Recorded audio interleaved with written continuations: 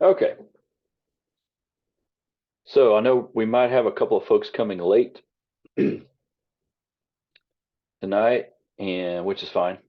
I'm going to record the session. I'll post it later. I actually also just posted a um, link to a class that I did last spring. I think it was last spring with it was a Zoom class with a friend of mine, Chris Kendall, who's a former CPA, but he's helped me tremendously with like tax income type stuff.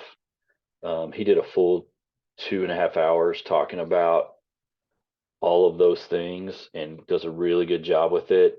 So I've put that up. You guys can watch that anytime you want. It's a link to YouTube, so you can watch that. I keep trying to get him back, but he's so busy. I only got him that one time, but luckily I recorded it. So, um, and people ask really good questions, which is really helpful. And so I think I talked about some of that last time we met. We talked about private practice real briefly. Um,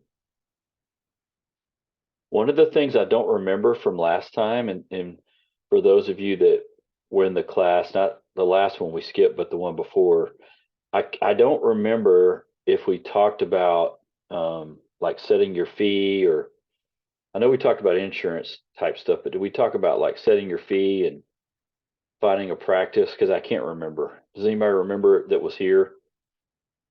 Does anybody remember that at all? I'm just curious. I don't think so. I think that might have been one of the what do you want to discuss in the Zooms? I think it might have been one of the topics to discuss, but I don't Okay. remember Okay. uh discussing it. Yeah, you would remember if we did.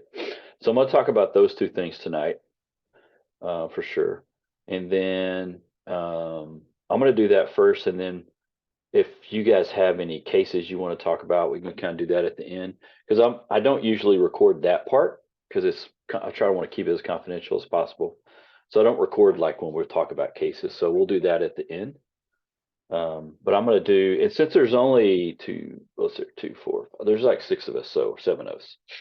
So we can this can be super informal. And if I'm talking about something and you want to ask me a question about it, just jump in and just start talking and interrupt me. Well, it'd be great. That'd be perfect. Because I'm going to talk about a couple of things that, and I have a tendency when I talk about some of these things, because I've done it so many times. Sometimes I like skip over things, and I don't mean to, but I do. Because I want you guys to feel confident about about some of these things. And this is kind of the next step in your development when we start thinking about like how do I charge, and should I join, or what kind of practice should I join, and what does that look like, and things like that. So I want to talk about that with everyone. Sound good? Yep. Dr. Bedard, Yes, this is Elaine. Can I ask a question before you jump into that? sure can. And it is regarding our final paperwork. Hmm. At the first meeting, you mentioned that we need to provide all of our hours. So from both Prac 1 and 2, correct? That's correct. And so we can just include what we turned into Dr. Johnson, or do you need us to okay, so you're shaking your head. Do we need to redo that, or is that Nope. perfectly fine? Mm-mm. Okay, okay. All right, Yep. perfect. Thank you. Yeah. Thank you. You'll just literally turn into me every single thing you've done. Okay, Because great. Thank because you. what happens is we keep those total hours for 5 or 6 years here at Hmm. Amberton. And that also lets us make sure that you've done the practicum, because when you get ready to apply for your license and you send us, there's a form you're going to send us, and we need to be able to say, yeah, they did their practicum. That's what we sign. Okay, Okay. great. Thank you. Yep. Yeah, no problem. How's everyone's hours coming, by the way? Is anyone done? I am. Okay. And I was concerned. If you remember at the first meeting, I shared with you that it was slow, it was up and down, but it wasn't Yeah. consistent. And I said those words, started looking for a second practicum, and then all of a sudden I just heard stop and be still, and I did. And I've had 15 in 1 week. Good. And so this week so far, 11, and I have 2 more tomorrow. So That's great. I'm good. Yes. Thank goodness. Thank God. Good. Yes. Good. That's awesome. Is anyone concerned about their hours? I haven't heard anything from anyone, so I'm assuming I've talked to one person specifically, but because we're about what 3 weeks away. I don't remember. Where are we? Let's see, 1, 2, yeah, 3 weeks away. Yeah, 3 weeks. Everybody feel pretty good? Christine's kind of sure, not sure. Still have another practicum to go. So, Oh, you're doing now MFT? Oh, mhm. okay. Then yeah, yeah. So I'm like, we're good. I was worried for a hot second, but like she was saying, all of a sudden I went from being concerned about having 5 clients a week to having 9 and 10. So Mhm. it's fine now. Yeah, one thing that you'll learn is there's seasons of busyness in therapy. And so Mhm. what I've, at least in my experience, I've found that um, the holidays are hit or miss. Sometimes they're busy, sometimes they're not.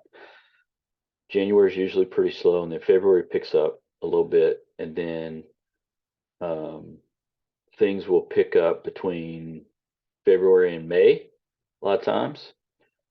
And then the summer can be like in July can be slow, and then from like August until November, you could just be swamped with people. That's now it depends on the type of folks you work with. So um, that's another part of it too. So you it kind of I think it kind of goes in seasons really, but um, sometimes you don't think you're going to be busy. Like in January 2 years ago, I wasn't busy at all, and then 1 year ago in last January I was swamped. So you just sometimes you just don't know, but typically you usually pick up. So okay, let's talk about a couple of things when it comes to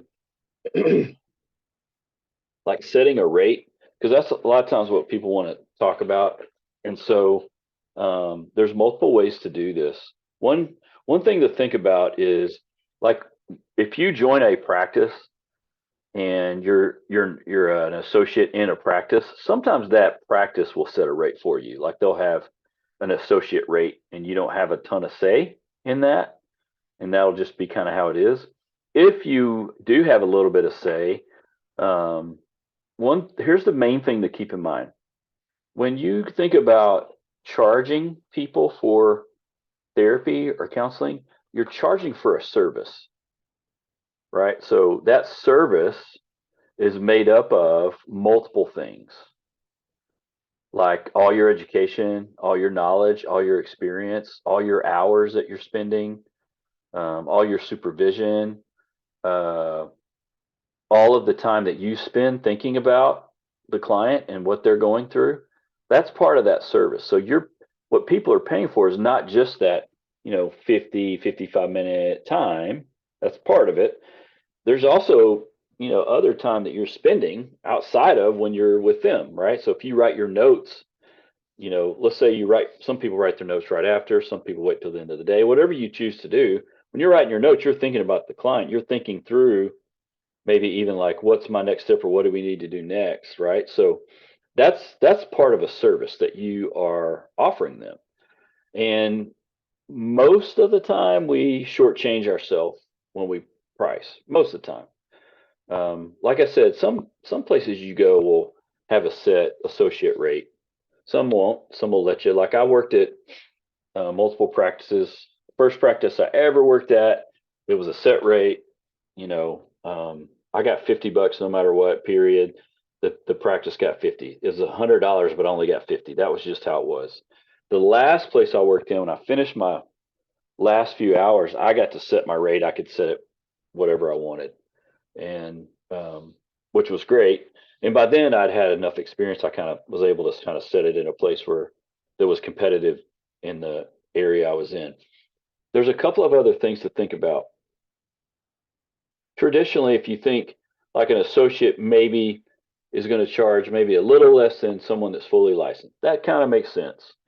As you are licensed, fully licensed, and you get experience, it also makes sense that you would be able to charge a little bit more too. So, what I've advised students in the past to think about would be a couple of things.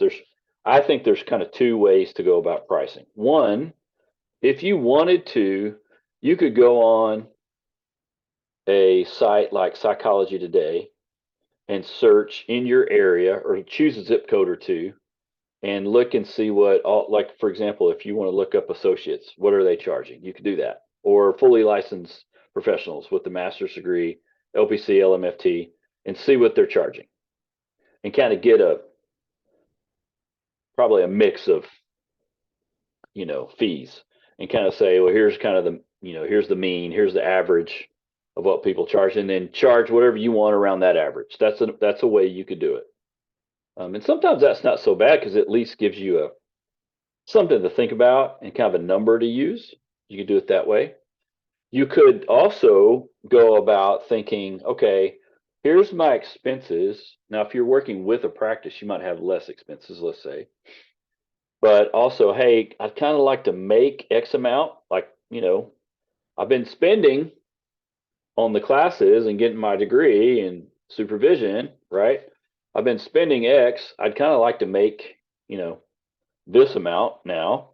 And so you can say, well, I want to make X amount. I'm gonna just use easy numbers. Let's say I want to make $4,000 in a month. I'm just making it up, just $1,000 a week, right?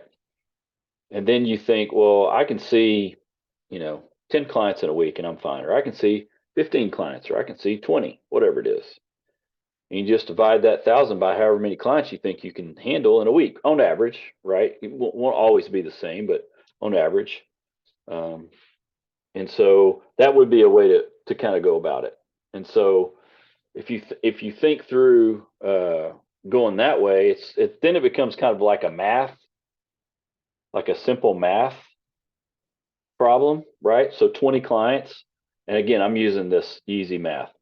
$50 per session, 20 clients, that's $1,000 gross before any taxes, before any expenses, anything, right? And then you take home X amount, whatever that is. If you say, well, I don't know, I could probably do 30, that's 1,500. Then you're 6,000 in a month, right? So then we're using how many clients can I see, which is not necessarily always a bad thing to think about. So, for example, like right now, how many clients do you guys see? And I realize some of y'all are on the downside of seeing clients, but at your peak so far, how many clients generally have you seen per week? On average, would you say?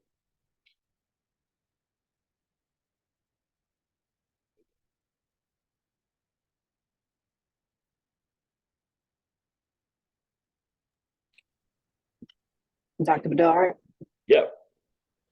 this is Elaine. So I would say average, probably 7 to 8.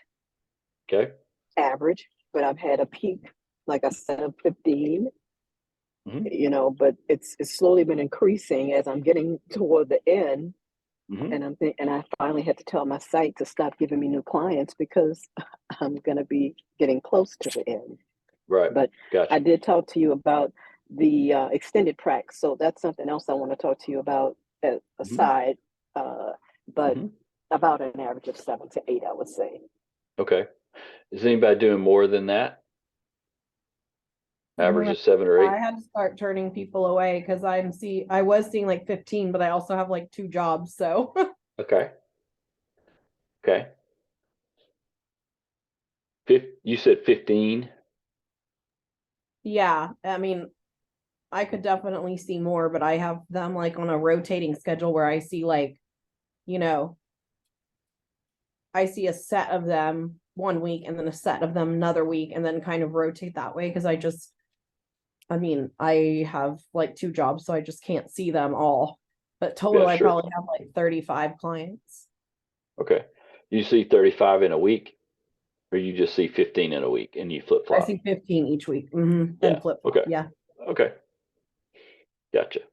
So if you think about it, you know, if you decided to go full tilt to get your license quickly, right? And you wanted to see as many clients as you could, and maybe only do that, maybe, you could see more clients. But if you're going to work, like if you're going to keep working and see clients on the side while you get your hours, right? That would kind of help you maybe balance one way or another. Those are just things to think about. When you start thinking about charging people, um, those are usually the two different ways. People either look up like, hey, in my area, here's what the average charge is, or hey, I can see X amount of clients, you know. Now, obviously, if you say, well, I want to charge $300 an hour, that's probably not going to, you can't charge anything. I mean, you can do that. You can charge anything you want. There's no um, like restrictions or anything. You can charge anything you want. And I think some of it just depends on the type of client that you have and what you do and how much experience you have and things like that. When I talk about it this way, I'll say think like if you think about it, like I've got a PhD.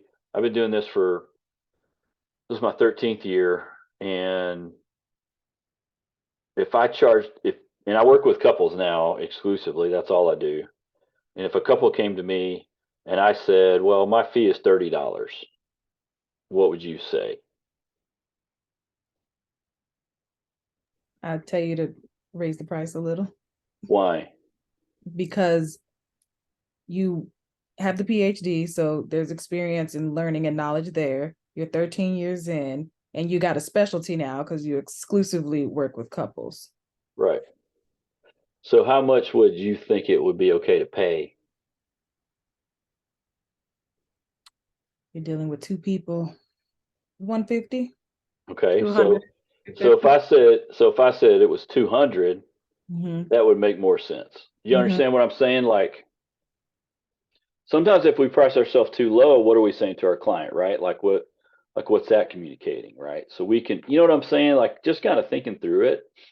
The good thing about all of these discussions is most typically you can talk this through with other colleagues and say, hey, I'm sorry, my camera's going in and out here. You can talk this through with other colleagues, and say, hey, what do you think? And especially if you do have a niche, that does give you an ability to charge a little bit more. What I find we all struggle with at the beginning, even though we say we don't, we all think we can't wait to charge, but everyone struggles with charging for therapy at the beginning. Um, because we have total relational approach to people, right? Like we're creating a relationship with people, but it's not a friendship; it's a therapeutic relationship. So you're charging for the therapeutic relationship, not a friendship, right? And that's if you can kind of get your head around that. Typically, like doctors don't have trouble with that, lawyers don't have trouble with that, you know. But counseling in the counseling fields, those areas, we typically have a little bit more trouble. But you get once you got to pay bills, and you get over that pretty quick usually. But does that make sense? Hopefully. Okay. Let me talk a little bit about like practices, and again, I think I mentioned several different like. I think I might have talked about this the first class, but I just can't remember. I might have talked about the different kinds of practices. So I'm going to go over those super briefly. In general, like generally speaking, um, when you might be a part of one of these now where you're at. There's owner driven practices where there's an owner or maybe more than one owner, and when you work for them, you typically make X amount percentage wise, and you give the practice a percentage, right? So you keep a percentage, you give the practice a percentage. And it's very popular.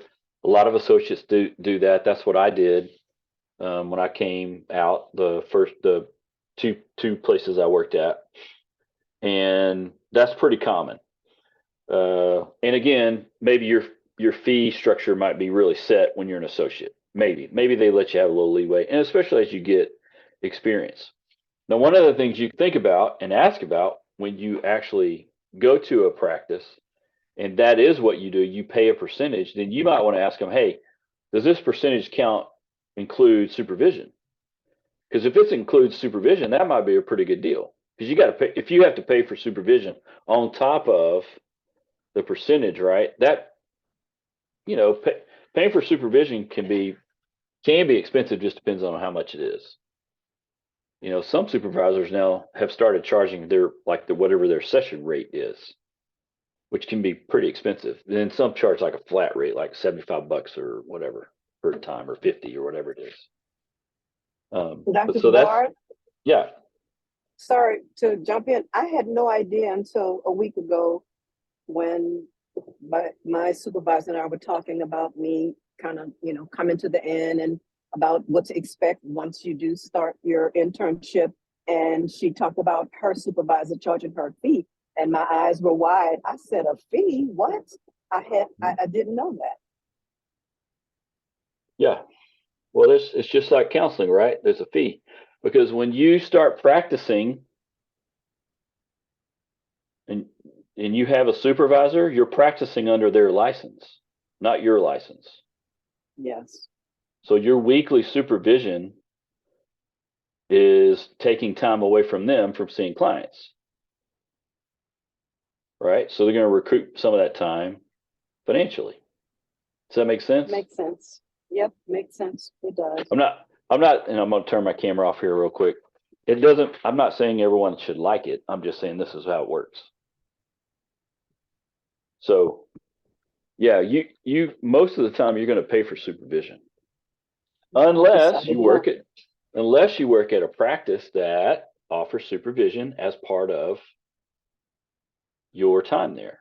That's possible. Now, some of y'all might be at a place like that. I don't know. Every place is different, and that's kind of that owner-based practice. And there's some probably variations of that as well. I've got a friend that is an owner of a practice in Prosper, and she does. She takes a percentage, and then they've done this kind of like it's kind of incentives where if you see, I'm going to make these numbers up. If you see 10 clients a week, you pay X percentage. But if you see an average of 20 clients a week, you pay a little bit less percentage, and so on, right? So the more clients you see, you actually keep more and pay into the practice a little bit less. There's places that do things like that now. So there's different variations of structure. The key that you want to think about is when you go somewhere, you're typically going to sign a contract, and you need to read whatever that contract is and really read it. And that should give you all the information, right? So it should say, if you pay 40% to this practice, or 50% or 30%, here's what that percentage gives you. It gives you all these things, right? You should be able to know that. And when do you get paid, and how do you get paid? And is this something where you're signing for X amount of time? And when you're finished, if you want to go to a different practice or start your own, is there a non-compete clause in that contract? Some practices have done things like that as well. And so those are just things to think about. And those are just things that you kind of want to think about and read and look into. And some clinics have really long contracts because they've got several different nuances to their practice, and some don't. And so it kind of just depends on where you are. But my suggestion would be, think through whatever the contract says. Think through like how you're going to do your supervision. If it's going to be, because if you can find supervision included in the practice, you're not having to pay extra. That might be it might work out well. Like, think about it this way: if you go somewhere and you're going to pay 40% in, and you're going to have to pay for supervision, that's one thing. But if you go somewhere and you're going to pay 40% anyway, and that's also including supervision, that's kind of nice. So there's all different variations of that. The other variation that's out there that there's not a lot of these, but there's a few, and it's the last practice I was in was kind of like we all came together and we paid one fee, all of us, and it covered the space and some administrative duties and different marketing and advertising, that kind of thing. We all paid one fee. We'll say $1,000 every month, not a percentage, but just one fee. And even when we had associates come and join us, they paid a fee. And the way our practice worked is, as we brought more clients in, we would kind of hire more people. So then the fee got smaller, right? So we were all sharing. So we would cost share this fee, and the fee got down a little bit smaller and smaller with people coming in. To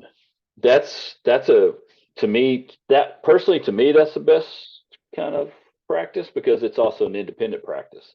So in other words, I owned all my files, right? So when I left there, I took all my files with me, like physically, literally. I've got them all right over here. Just brought them with me. And the other thing about that, to me, that was really cool is that everyone that joined that practice, we kind of vetted, and we all did different things. So we didn't not that we were competing with each other, but we didn't take clients from each other. We usually referred to each other quite often. So we worked well together because we all kind of did different things. We were all MFTs, but even in that world, we did very different things. And so that's a different type of practice. And typically in that scenario, you would have to find supervision somewhere else, depending on who's running the practice, depending on if there's supervisors there. Does that make sense? One of the things to think about in terms of supervision is if you want to find someone that practices a form of therapy that you like, let's say, or you want to learn more about, that would be one way to go. If you're just looking for someone just to help give you supervision along the way, because you can always change supervisors too. The supervision part, I think, is important, because that's really where you're going to, as you get out and start seeing a lot of clients, that's where you're going to learn a lot, because you're not coming to classes anymore. You're just kind of meeting one-on-one or maybe two-on-one with the supervisor. So that person, you kind of want to have a good, as good of a working relationship as you can. That really helps a lot. So typically trying to kind of look into what their style is, and you can ask them, hey, what's your style of supervision? Are they laid back and you like that? Or are they more directive and you want that? And there's different kinds of styles. Some people like that directive, like do this, do this, do this. Some people don't want that. Some people are just kind of like, hey, ask me questions, let me figure it out. Right? And there's different styles, and there's kind of probably everything in between. Does that make sense? Hopefully. Okay. Any question about those things at all?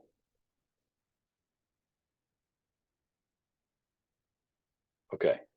You guys have any questions about supervision, about licensing, anything like that?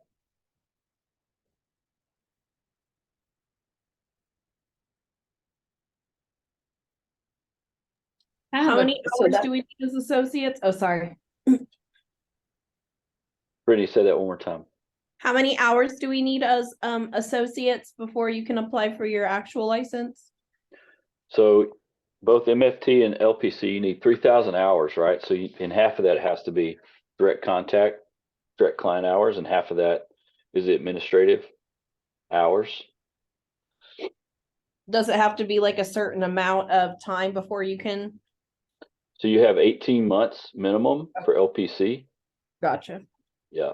And all of that, again, is on looking on the website, on the BHEC website for either LPC or LMFT. They'll give you all the ins and outs. and if there's been any changes Okay, yeah, I saw that to, there was like more than one exam, right? There's like the jurisprudence thing. right. So the jurisprudence exam is really easy because you just take it till you pass it. So basically you can't fail it. So you just take it over and over and over. And you'll take that multiple times like throughout. I think I've taken it 3 times, I want to say. I can't remember. It's like every so often. I can't remember exactly, 2 or 3 times. It's weird because I'm licensed in 2 other states and I didn't have to do any of that in the other states, which is weird. I don't know. It's just every state's different about stuff like that. But the 3,000 hours, for the LPC, it's a minimum of 18 months. So on that 3,000 hours, 1,500 is direct with client contact, and then the other 1,500 is indirect. What percentage of indirect hours has to be supervised hours? So only the direct hours are supervised. Oh, okay. Sorry, I just had a misunderstanding. So Yeah, that's yeah. So only your direct contact is supervised. So now if you're going the LMFT route, half of that 15's got to be relational. Although I don't know if they've enacted this yet, but I think it's about to be 500 and not 750. But I'm not sure when that's going to happen. So Christine, that would be something to look up. I don't know when that's happening, but I know it's going to happen, which is really nice. That's like, ooh, that's significant. 250 less relation hours is pretty significant, actually. Certainly gives me more flexibility. Yeah. So the main thing about the main thing about the supervision is that you'll get that supervision all the way through, right? So like until you finish your direct hours, you'll get supervision on the direct hours. And the way you can get indirect hours in multiple different ways. Usually that's not a problem. Usually that's pretty easy to get. It's basically anything you do clinically speaking, you can count. Usually it's not very hard. Good question though. Any other questions about anything like that? Has anybody taken the exam yet? I'm just curious. No, but I was just about to ask the class. I've started studying, and if anyone had any tips and tricks on how to study, I am all ears. That's a good question. How are you studying? I have Quizlet, so I will flip through there, and then I have the purple book. I can't think of the author. Rosenthal. Rosenthal, yeah. Those are my two currently right now. Yeah. But I've just started, so I'm not knee deep in. I'm like ankle in. So is it a specific like study book for that for the test? The Rosenthal one is awesome. And then the LPC associate in our practice said that he used Pocket Prep, and that was the only thing that he used to study for his exam. I have the purple book, but I've been trying to, if anybody knows anybody who has the CD sets, I've been trying to get a hold of one of those because I'm more audible, like I like to listen. There's a shortage. I haven't got me. Find them, we can share those CDs. Well, yeah, there's a business opportunity. Just read the book and record the audio and then sell that to somebody. You can make a lot of money. I don't know why he doesn't do an app or get it on Audible, but whatever. No, they're not going to do that. They're old school, too old school.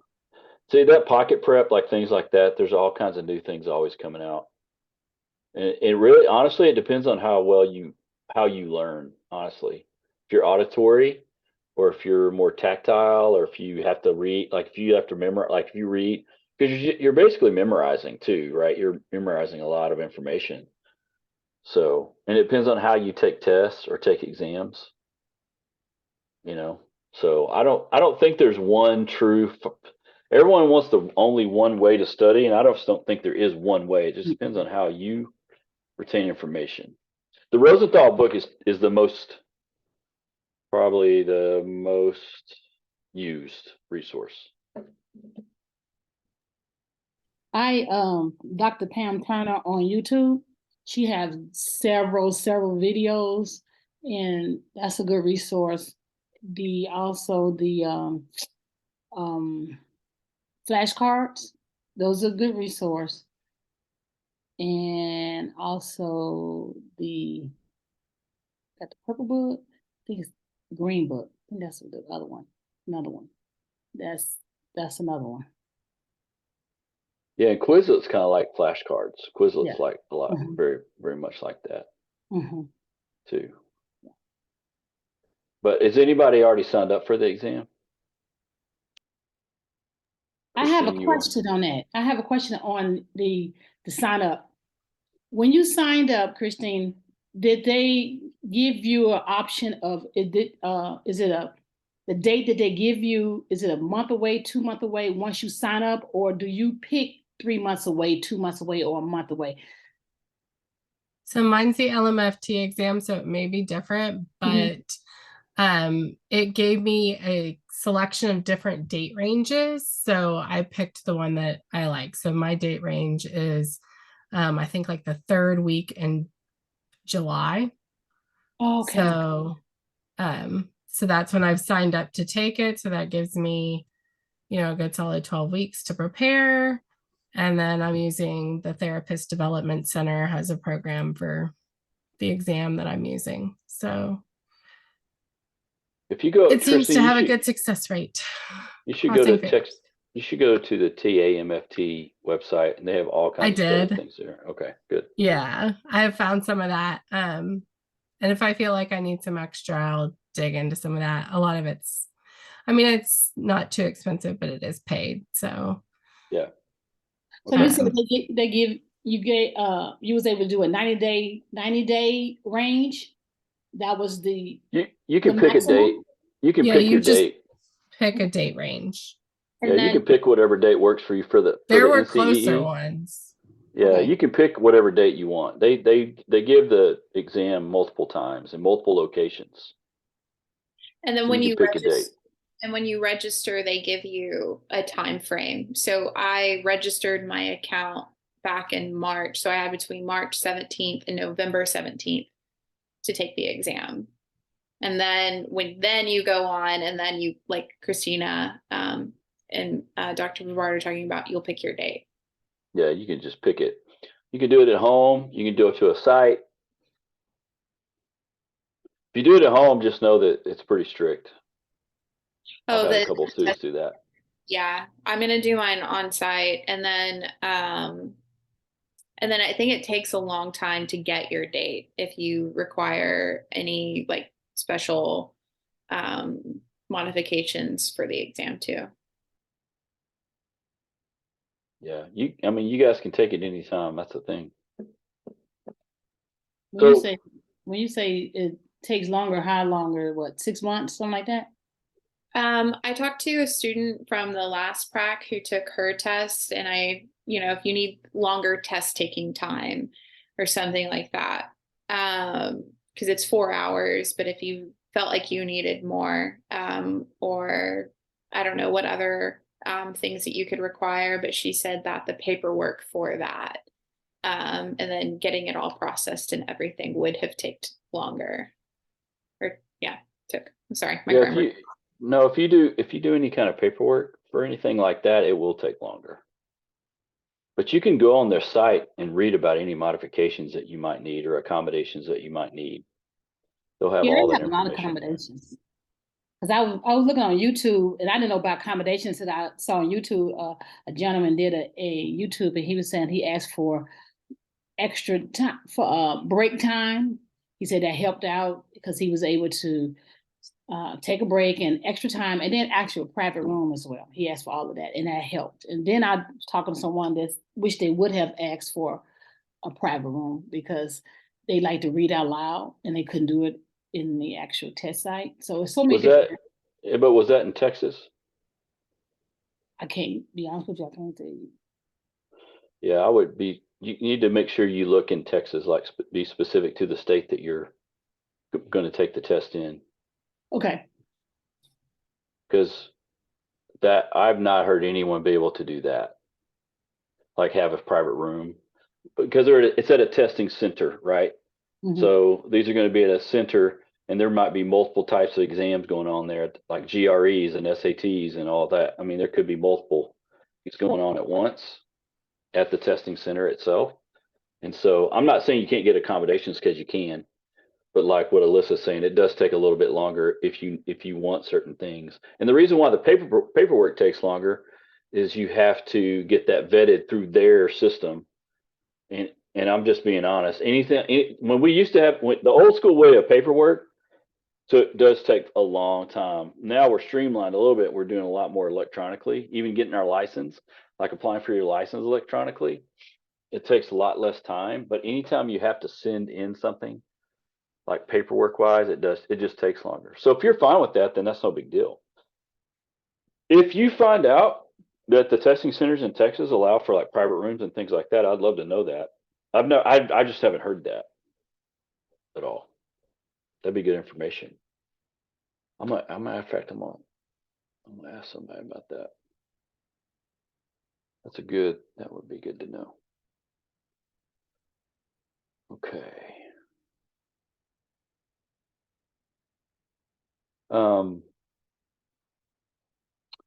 Something else I was gonna ask everybody.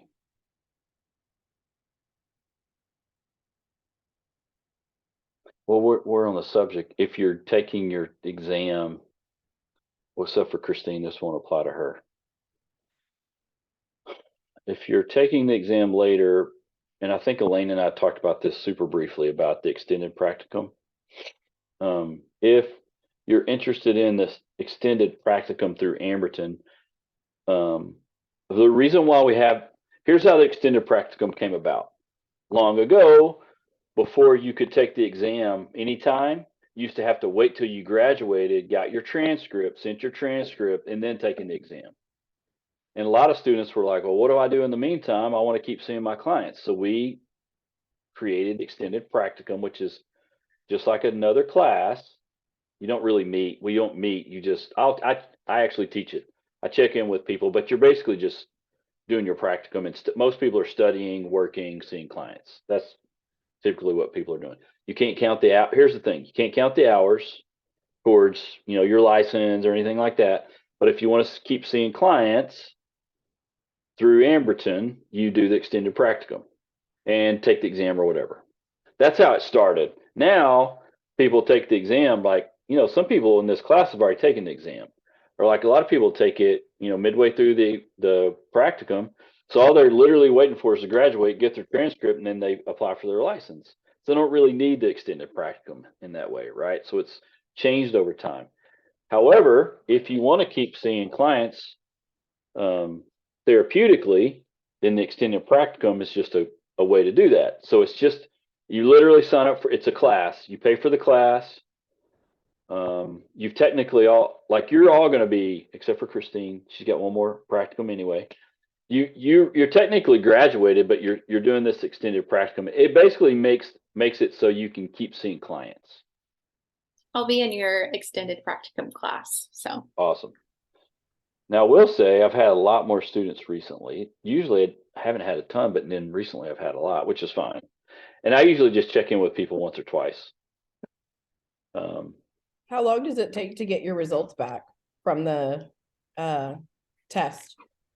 Well, you get them that day, but I don't know how long it takes to get you'll find your score out that day, except for Christine, she'll have to wait. The LMFT takes longer. So on that extended practicum, let's say that I take my test and I'm 20 hours in on that, and then I get my LPCA. From that point on, can I start counting those hours as direct hours, or? Yes. Yeah. As soon as you get that's right. As soon as you get your associate license, because you'll have a date on that license too. It'll say, started or began on, X day. Like mine started 3/20/2010. Is when 3/20/2010. That's when mine started. So it'll say, right, that's your associate license. As soon as you get that, as soon as you find out your start date, you can start seeing clients and counting the hours. The hard part is anything you see before, let's say 320, doesn't count towards the hours. Does that make sense? Hopefully. It does. I just wanted to double check. And then, of course, would I still need to report for that other practicum site, like the hours and all of that for? We don't really keep any of the because you've already graduated technically, right? So you've already finished your practicum. You finished the practicum requirements for graduation. This is just extended so that you can keep seeing clients. Therapeutically, I want it to bold print therapeutically, because we've had students in the past that kept seeing clients, but they weren't in the extended practicum, which is technically unethical. You can't do that. I think I gave my spiel the first class. Just, don't do things that could potentially hurt your license. And I know people have done coaching, and I get it. You guys are going to do whatever you want to do, but I'm just saying that's what that extended practicum is for. It's just there to protect you while you wait to get your license. And honestly, we've had some students, and this happened, I think this semester, where we had some folks that were just waiting on their associates and just kind of wanted to stay at their site. And then once they got their associates, they actually dropped the class and just got the job at their site. Some people do that too. Okay. Does that make sense? I wouldn't want to pay the extra money either. I wouldn't want to pay the $800 something. I get it, but at the same time, it's better than potentially not having a license. That's the way I kind of look at it. So, but you don't have to do it either. Like, you could choose to say, you know what, I'm going to take a break from seeing clients while I wait for my license. You could do that too. Some people have done that and just study for the exam, take the exam, then get your associate license, and then start seeing clients or pick up somewhere. That happens too. Yeah, you can do it that way. I think though, like some of the clients, I work at an agency and then I work at a private practice. The clients that I see at the agency I just couldn't do that. I couldn't just drop off for 6 weeks or 12 weeks and say, like, figure it out when I've already built up rapport with them and they trust me, because it's a domestic violence center. And then in the private practice, I've built up a decent amount of clients because I do get my own clients. So I also don't want to let that Sure. either. So I'm happy to pay the $800 and still hold on to all of the stuff that I built up, and just keep growing. So Yeah, sure. Yeah, either you got choices there. I have a question. I have a question. Like, for instance, once you get your associates, you have to have your supervisor right then at the same time, because do those hours count? If you don't have a supervisor, you have to have the supervisor prior to actually seeing those clients. You have to have a supervisor at that right at that moment, right? Yes. Okay. You can't even apply without a supervisor. Okay. Because when you apply for your license, you have to list who your supervisor is going to be and what their license number is. Because you're technically not practicing under your license. You're practicing under their license. So you can't even make an application without listing your supervision information. In other words, once you do the application process, you've already done all of that. And then you're just waiting on them to give you your associate. And it's actually, the turnaround right now is pretty quick. It has been pretty quick recently. I would say in the past year. So, and you can actually go on the state site and look up, like when you do all your paperwork and turn in your application, if you kind of were curious, like maybe 2 weeks later, if you want to just look up and see if you've already gone through, you can look it up. Sometimes digitally it'll list it without you getting any notice yet. Sometimes that happens. And you know what, now that I think about this, I need to check on the LPCs, but LMFTs now don't get a card anymore. We used to get a license. You don't get anything now. Like, I just renewed this year and they were like, good job, you renewed. I don't get, there's no like card or anything. You can use Canva. So, Oh yeah, you can make it up. Yeah. I've got my original one. It's like a big thing. You used to get this big. Maybe they still send this big original thing, but you used to have to carry little cards around in your wallet. Even you used to have to carry them around. I probably should list it on my Zoom. I think you're supposed to list it. Does that make sense? Hopefully, is this helpful information? Hopefully. it is. Can I circle back to something? And I feel like it's a dumb question, but back to those 1,500 supervision hours. So those direct client hours, right? But we're paying for group supervision or one-to-one supervision, right? Like the private practice that I'm at, there's a monthly fee, and then they take a percentage of what you make, but they also charge a higher rate in the area. So I'm fine with that.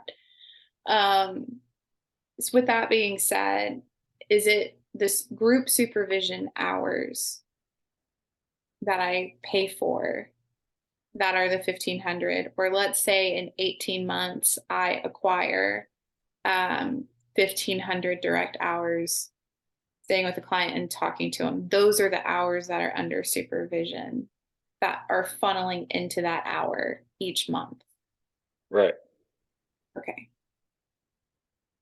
I don't want to overpay on supervision. I don't think the practice would do it to me, but also like $250. I think hers is $250. Like if I had to Per pay month? You said per month? I think it's $250 per month. Yeah. But that's her hourly rate. I think her hourly rate's $275, honestly. But she's been around. That's the going rate I've been hearing for that price. Yeah, that's the going rate. Yeah. So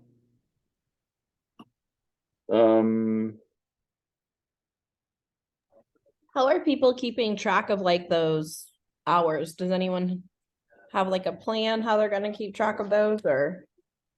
I kept a spreadsheet. I still have mine. you spreadsheet, and then the guy who used Pocket Prep said that there was some other app Yeah, there's apps now. Yeah. for, and he just kept track of it. But he also, like, you can include audibles, podcast, Oh, okay.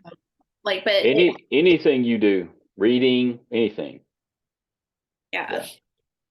I had a spreadsheet because I had multiple sites too. Because I moved a lot. Right. So I did a spreadsheet because it was easy for me. There's probably apps now, I am sure there's apps. You can develop your own thing, whatever works for you. And then, I think the reason why that's important, and I'm glad you asked the question, Brittany.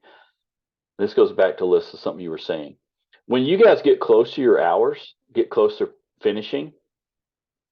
By close, I mean within like 50.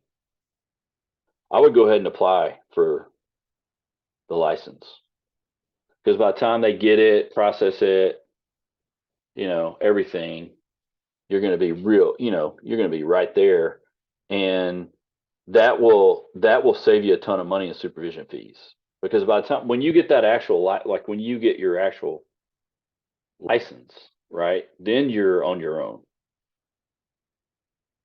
and you're not having to pay that fee anymore. And that's something you can, if you keep track of it, you'll know. You'll know exactly where you're at. Especially as you get closer, you really look at. I looked at mine I felt like every day I was like, it never changed, but I just kept looking at it, because you just want it to be done. I also read in the Texas code we could have 2 supervisors. That's So correct. that's another way to kind of acquire hours faster. Yeah, because you could have 2 sites. That's correct. Yeah, I had a friend that had 1 site. He went to MHMR as soon as he graduated. He did MHMR, and he started his PhD at Texas Women's, and within 18 months he had his LPC. Because MHMR, you get a buttload of hours, and you get free supervision, and he got paid. I had another friend that went to 2 sites, like did 2 different. One was a private, and one was like I think it was some kind of clinic. And he finished pretty quick too. I mean, there's lots of ways to do it. It depends on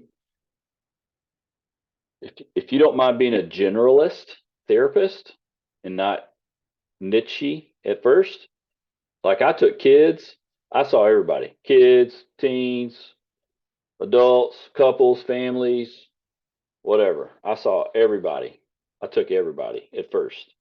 And then once you get closer to finishing, you can start to kind of narrow down. But some people don't want to do that. They want to be narrow all the time. You can do that too. It just depends on how you want to do it. It's up to you. Can we talk about like some of the, I guess, things that are, so I guess like, I don't know if anyone else like kind of has this feeling, but I mean, I feel kind of like I want to get my PhD just because it gives you more access to higher income as far as like you can do testing and stuff like that. You can charge more. What does anyone else feel like that, or? Well, let me talk about that real quick. There's two paths to go with PhD work.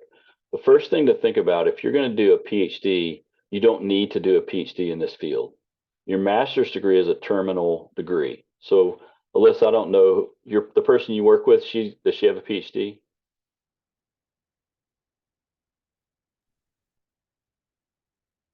That wasn't my question. That was Brittany's question. But no, she doesn't have a PhD. And Yeah. then there's somebody in our practice who went to get their PhD and midway through just kind of. Yeah. So Well, 'cause your has, person, right, the research one, and then the, so if you want to do a PhD, most people do a PhD. The overwhelming majority of reasons to do a PhD is if you want to teach in our field.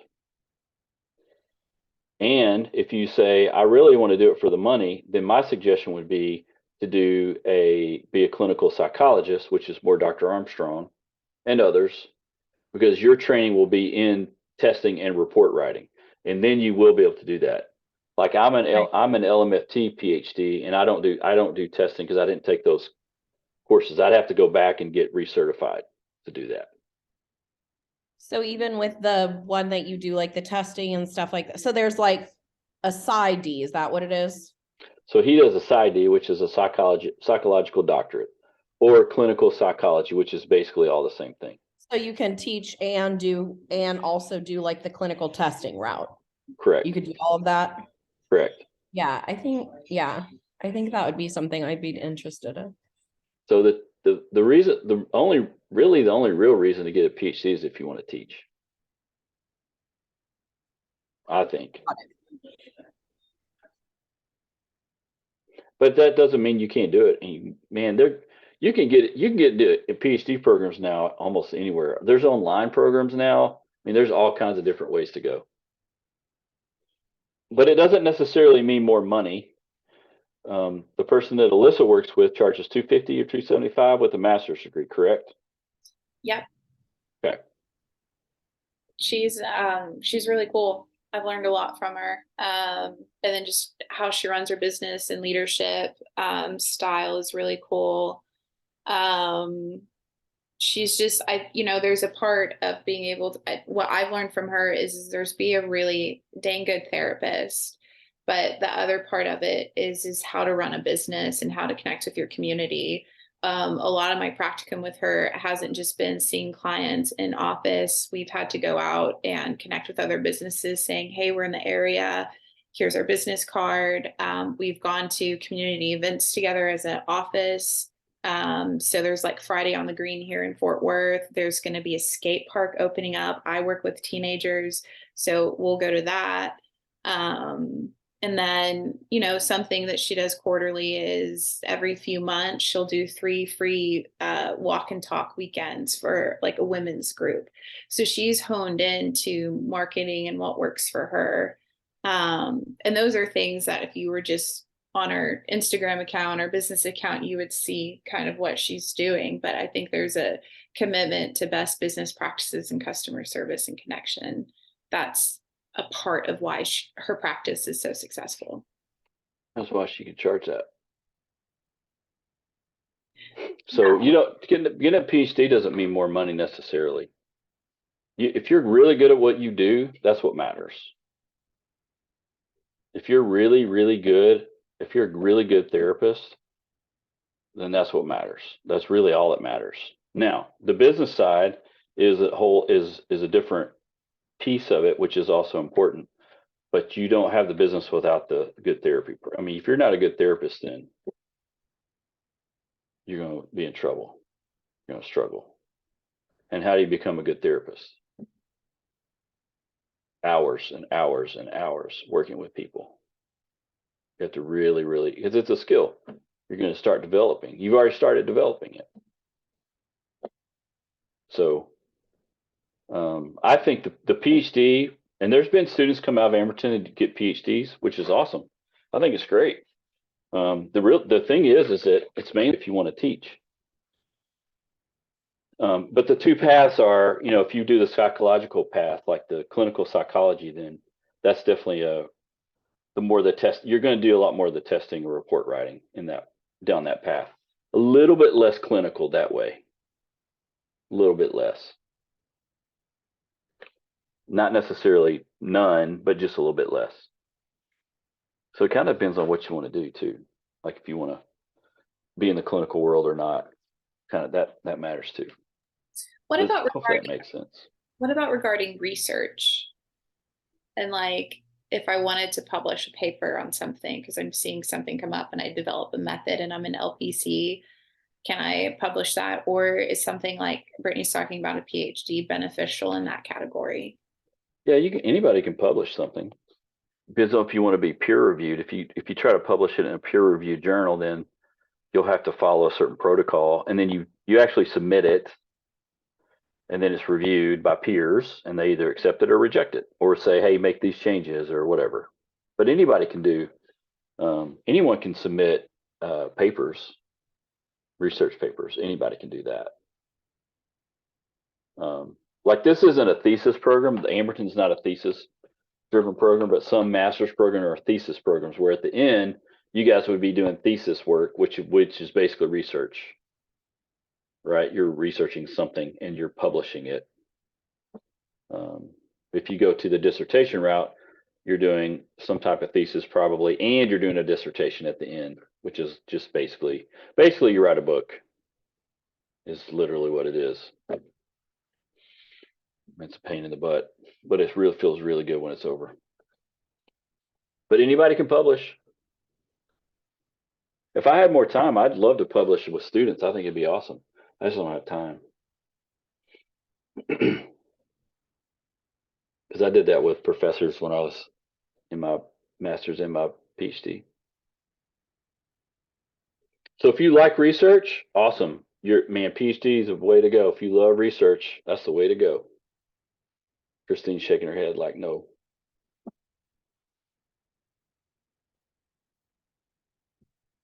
Yeah, good questions.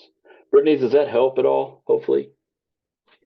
It does. Yeah. I just, I don't want to be stuck with, I don't want to say stuck. That's not the right word. I want to have, options. Like if I decide to teach, I could do that. Because I feel like y'all see clients and you teach, like it's not like you had to give up also seeing clients, Mm-hmm. And then I really like the testing aspect just because I like that analytical type of I guess research backed type of stuff. Sure. I like that. But I don't want to work for a university just doing research, if that makes sense. Like I don't want to work in the research field. That's why I work for Amberton, because I don't want to do that either. Right. So in that case, like I think that's something I'd be really interested in, and I do like the testing and stuff. So I mean, I wouldn't mind working for like UT Southwestern and like helping their testing department for kids and stuff like that, but also have the opportunity to be like faculty as well. Mm-hmm. So what I would do if I was you is I would contact like Dr. Armstrong, let's say. He would be a wealth of information about that route because that's the route he went. Okay. He would be really, really good to talk to. He would, because he's even got people doing their internships with him right now, working with him. So I think he would be a great source of information, and he would tell you like here's what it means, do these things. I mean, he would be able to tell you a lot of really good info. I think if that's what you're really interested in, then, and my other suggestion for anybody is like, don't stop, just keep going. Because it's really hard to start and stop. Right. So that's my yeah. question too, is like, yeah, I want to reach out because I'd want to keep the momentum going, Yeah, I don't want to just like, I want to keep it going, No, you but want to keep obviously going. work Yeah. and do it. Yeah. Yeah. You want to keep going because, yeah, you want to keep going. It's a lot easier. Again, you would be able to, I mean, if you wanted to start soon, you could just start applying. But I would talk to him for sure because that's what he does. Everything you just described is what he does. Okay. Yeah. Yeah. Okay. I'll reach out. Thank you so much. You're welcome. I never wanted to do testing because I'm just like, oh man, it just made me think, I don't want to do that. I just like seeing people, so that's what I do. But some people like the testing part, which is great. We need those folks. And I think Sure. something to keep in mind to bring in more revenue is also becoming LMFT supervisors or LPC supervisors, doing the same thing that our supervisors are providing for us. If you take in 5 interns, and if you're like my supervisor, you're doing 250, you're not seeing clients directly, but you're developing people. So it's just another way to look at it too. Right. Does anyone know like what does anyone have a place that like they're going for their associates, like knowing how much they're charging? Like where I'm gonna be going to is like their 125 is their set price for an associate because they charge like 250.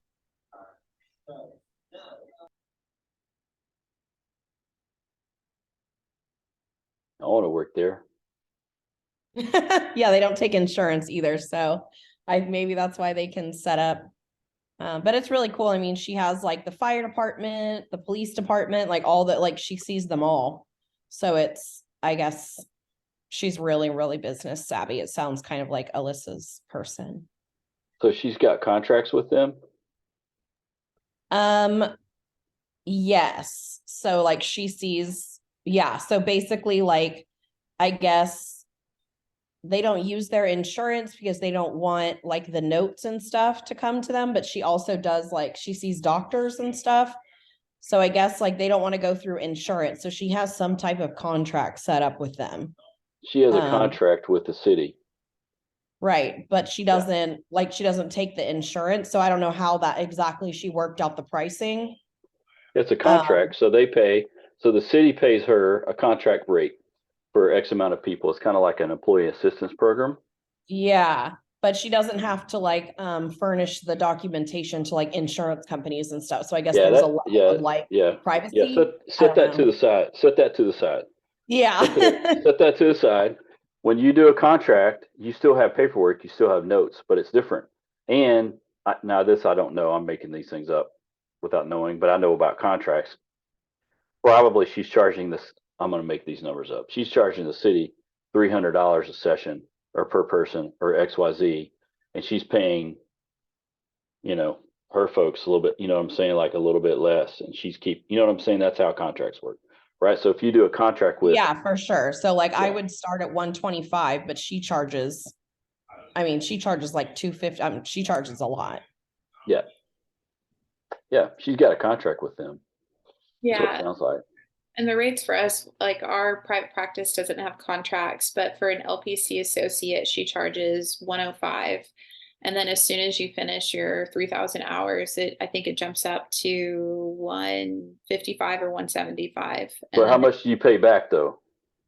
I think her going rate is 30%. I need to verify. So you don't make 105 or 130. No, I'll make 70. But the other places in my area, like the practices that I would be interested working at, charge 80 for an LPC associate. I'm not talking about the associate. Here's where y'all got to think about, okay? The associate part makes sense. That 30% is great. That's actually a really good rate. They're paying in 30% is actually really good. That part's awesome. What I'm talking about is when you get licensed, right? You're still paying 30% or 40 or whatever it is. You know what I'm saying? Like I'm not saying that's what she does, but you have to think about your own when you get licensed. Like, okay, how much, how much do I want to keep versus how much am I going to give someone else? That's what you got to think about. Yeah, and I think the other practitioners, the one that like kind of went for a doctorate and then passed on it, and then the other person who's up there, their rate's like 175. I don't think they pay the 30%. I think it may be less of a percentage. It's the impression. And this is a practice that I could very confidently and comfortably just ask, like, hey, what's up? I haven't, but our practitioner, she keeps like really beautiful offices. And I feel like a little spoiled, but she keeps her refrigerator stocked with snacks and food. Yeah, And sure. like, She she's has a just, class A. She has a class A office. yeah, and she's just built this really great environment. And I can rely and trust every single therapist that I work with in there. And I've Yeah. interviewed at other prac sites at potential places where I'd be interested in, but my intuition just kind of came up and was like, there's some drama or there's kind of some stuff going on. So it's also Sure. like find a healthy environment to work. Agree. 'Cause I feel like a lot of them, I feel the same way. Like I feel like I went to some and you can just tell that it's just there's no support for the actual therapists. And I feel like that's really important. Yeah. That's the thing. You guys have freedom to kind of go the direction you want to go, or stay where you want to stay, or work with whoever you want to work with. You can do that. It all depends on what you'd like to do, for sure. So I hope everyone finds. I hope all of you find exactly what you're looking for. And if you don't like it, you can go somewhere else. That's great. I'm just saying,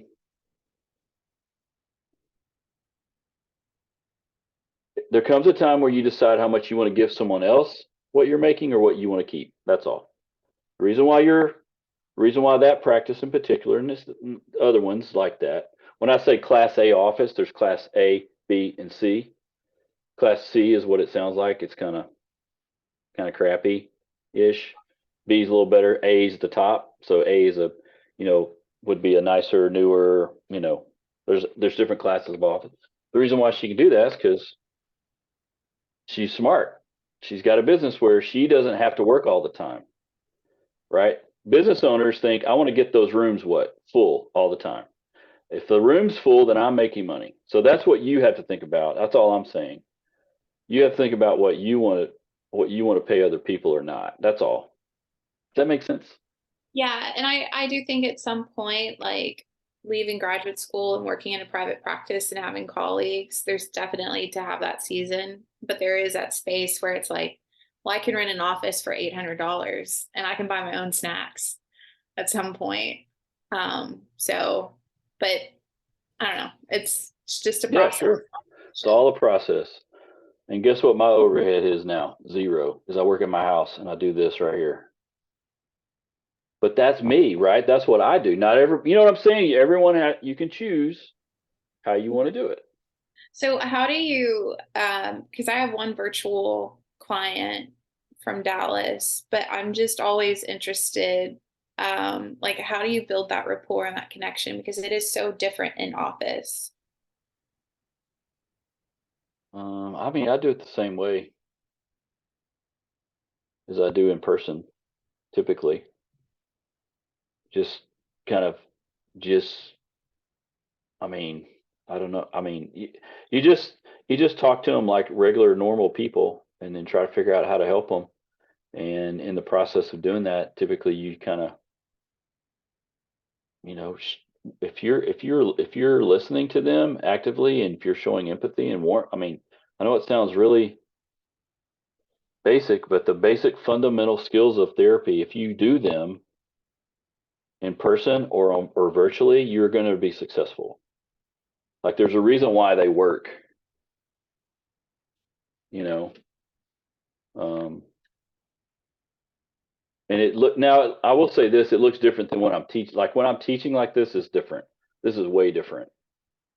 Like I'm not doing really a lot of those things. If this was a session, I would be doing it differently too. So I think it's just experience. I've got, I had like 10 or 11 years experience before I started doing it too. So that helped me a lot, I think. I just lost 80% of my clients during COVID, so I had to decide what I was going to do. So I just went all in virtual. I was like, well, let's just do it. So it saved me like $1,200 a month in overhead instantly. I mean, I had to cut costs and COVID, man, COVID was rough, y'all. Y'all know that, right? It was rough. Rough for everybody. I think this is the last cycle of COVID grads, maybe. I don't know. Yeah, we've had some people that have never been to the campus. Like started, like maybe right before COVID, but we'd done online classes and had never been to campus. Before COVID, this class right here would be on a Thursday night in either Garland or Frisco. We would be meeting in person every Thursday before COVID. Now we don't do that. And most students like it better, I think, because it's virtual. So, all right. Now, any other questions about any of this stuff?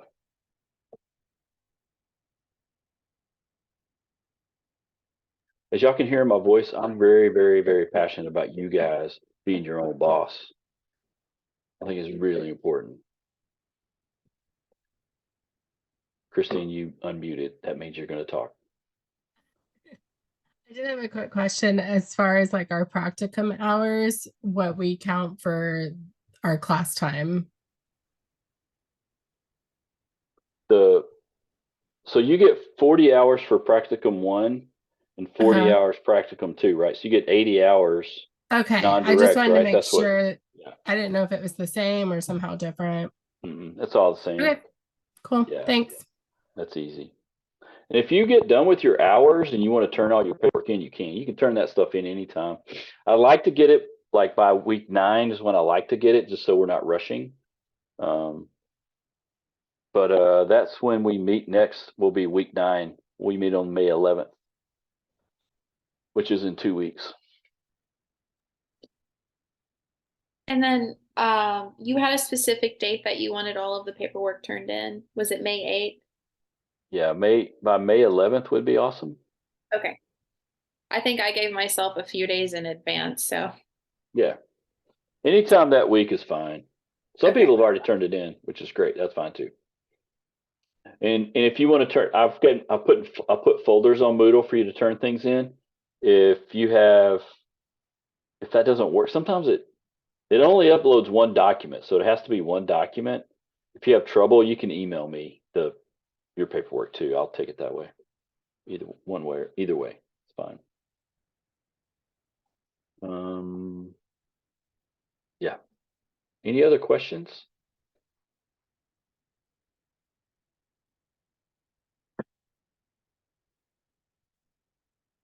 All right. Let's just go home. I'm already home. I'm going to go to sleep. Anybody else tired? Y'all got to be tired. Y'all working all day. We will meet in 2 weeks. And if you have any questions, obviously you can shoot me a message between now and then. And I can't think of anything else. I think that's it. Thanks for being here tonight, everyone. And I'll see you in 2 weeks.